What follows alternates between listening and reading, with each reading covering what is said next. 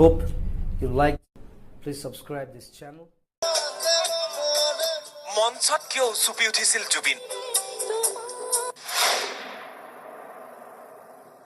কিয় আধাতে অনুষ্ঠান সামৰিছিল জুবিনে কিহৰ বাবে অনুৰাগীৰ মাজত মাৰপিট কোন আছিল জুবিনৰ তুলনীয়া ভগ্নী মৃত্যুৰ কোলাত শুই পৰা এইজনী ছোৱালী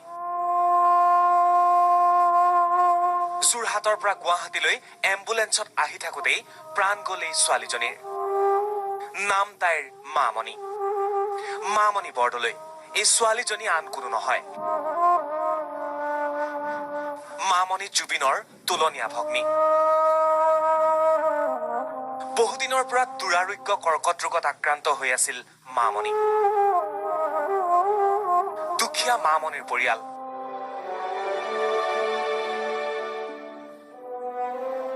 শুশ্ৰূষাৰ দায়িত্ব লৈছিল জুবিন গাৰ্গে মাহে 50,000কৈ টকা শুশ্ৰূষাৰ বাবে আগবঢ়াইছিল জুবিনে জংকীৰ পিছত যেন মামণিকে নিজৰ ভগ্নীৰ স্থান দিছিল জুবিনে কিন্তু মামণিয়ে এৰি গুচি গ'ল জুবিন গাৰ্গক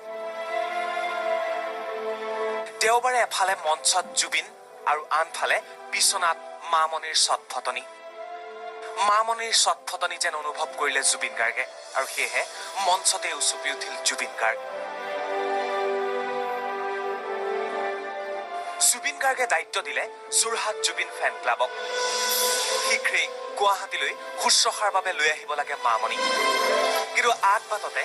মামণিৰ প্ৰাণ বায়ু গ'ল শেষ নিশ্বাস এৰিলে মামণিয়ে ৰাতি আপোনাৰ 1-2 বজাতো জুবিনে ফোন কৰি ক'বলৈ যে মামণি ঠিকে আছে কেনেকুৱা হৈছে তাই কিবা প্ৰব্লেম হৈছে নেকি এভৰিথিং মানে সব জুবিনে এনি টাইম কণ্টেক্টত থাকেই এতিয়া এয়াই হ'ল পৰ্যায় জুবিনে খবৰটো গম পাই বহুত দুখ পাইছে জানিছো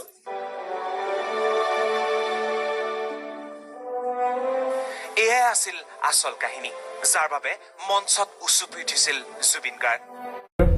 I hope you like. Please subscribe this.